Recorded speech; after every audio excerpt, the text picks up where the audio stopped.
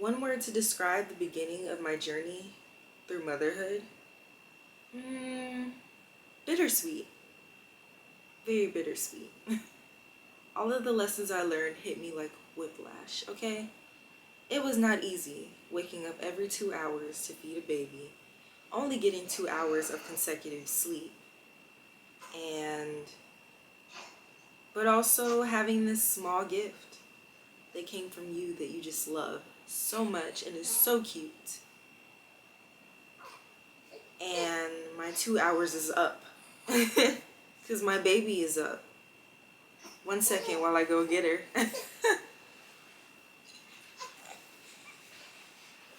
This is my baby. This is my second child, by the way. Isn't she beautiful? Anyway,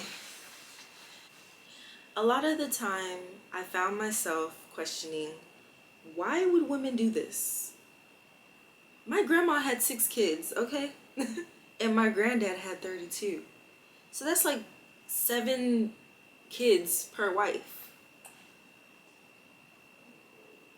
But when I think back at it realistically, I think would I have even listened, or would I have thought that was just their experience or that they were projecting?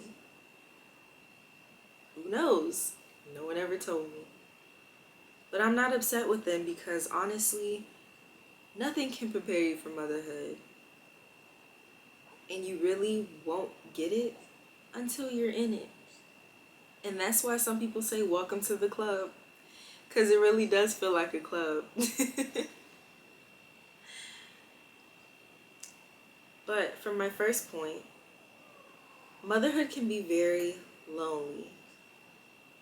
I remember losing a whole bunch of friends, losing a whole bunch of turn-up buddies, because they really didn't understand what I was going through as far as postpartum and depression and anxiety and how much motherhood really does take from you, especially that first year, especially if you're breastfeeding.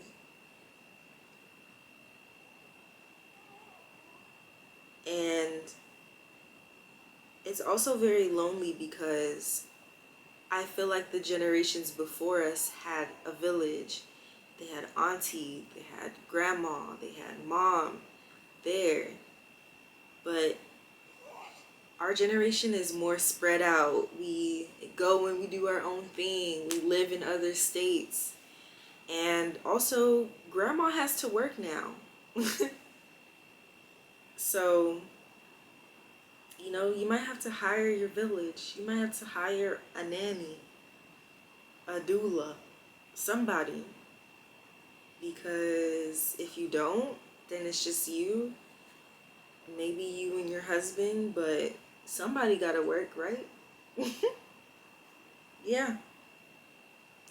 The second thing I learned was that it is very easy to lose yourself.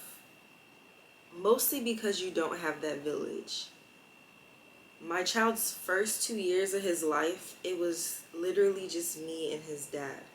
So that means that we really didn't go out on dates. We didn't really get alone time with each other. And the alone time that we spent was when the baby goes to sleep at night and we're already tired and exhausted. And then you also just go out separately a lot.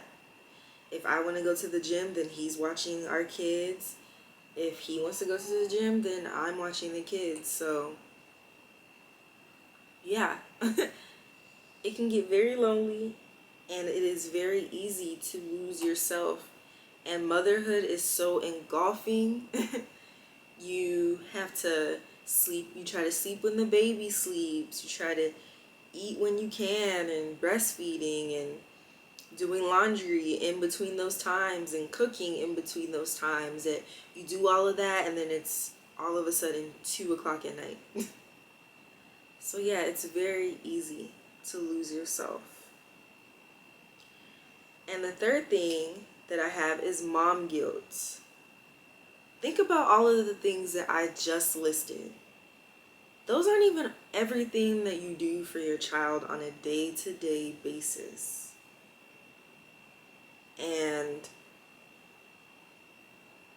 then you finally get a chance to go out and you start to feel guilty. Why? I don't know. This is why I do not agree with mom guilt. It's not on purpose or anything, but I just feel like mom guilt it doesn't make sense. Because if you know that you're a good mom, then you shouldn't feel guilty.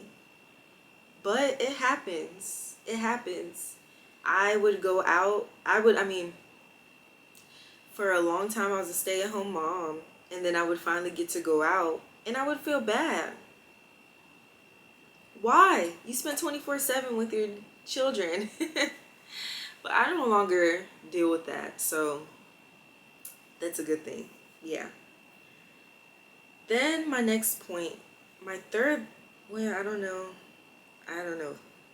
My third and my fourth lesson is that self-assurance is very important because some people will try to make you feel guilty about what you're doing with your child. And a lot of people will have unsolicited advice. And a lot of people, okay? A lot of people told me not to breastfeed my child. A lot of people told me a whole bunch of things that just didn't make sense to me. And that's why it is important to stand on business, okay? And to know what you want for your child and stick to that. Your child chose you, and you know exactly what you're doing. Yeah. So you got to be very self-assured because a lot of people are just going to question everything that you do. And another lesson that I learned is that Shara 7 was very right about unconditional love. I do not believe that unconditional love is between a man and a woman. I truly believe unconditional love is just between mother and child, parent and child. I just feel like all relationships are transactional. And the only time that you really do feel unconditional love is when you look down, you see those beautiful eyes, those beautiful big eyes, that little hand, and you're like, I don't care who you turn out to be. I don't care what happens. But I still love you regardless of anything. I think that's between mother and child. And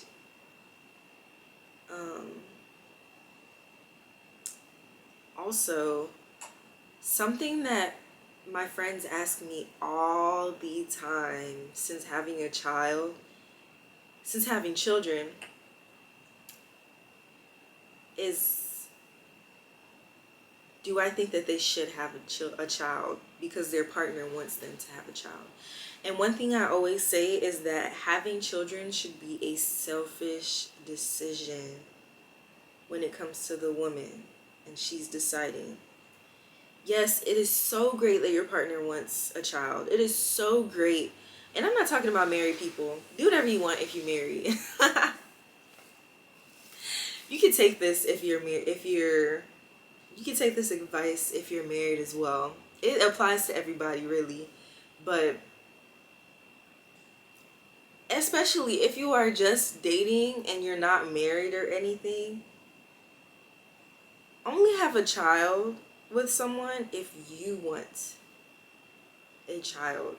Not because he said he loves you or he said he wants to have 15 kids. At the end of the day, it needs to be a selfish decision because no matter how involved he is, that is going to be your child. Especially the first year. You're going to be breastfeeding or whatever. If you're breastfeeding, the child's going to be attached to you for however long you were breastfeeding. Okay? It's going to be your hand. The baby going to be your handbag. Okay? But seriously, do not have a child for someone. Do it because you want a child. Yeah. But of course, those are not the only lessons that I learned through motherhood. There are a ton of things that I have learned and experienced. Nothing can prepare you for motherhood. Not watching this video, not reading a book, not asking moms or any, no. Because life is life, and even with all of the wisdom in the world, you still gotta live it. Yeah.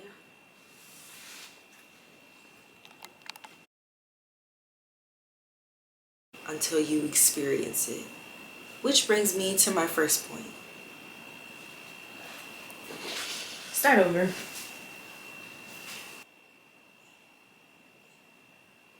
It could be a really huge change. And damn,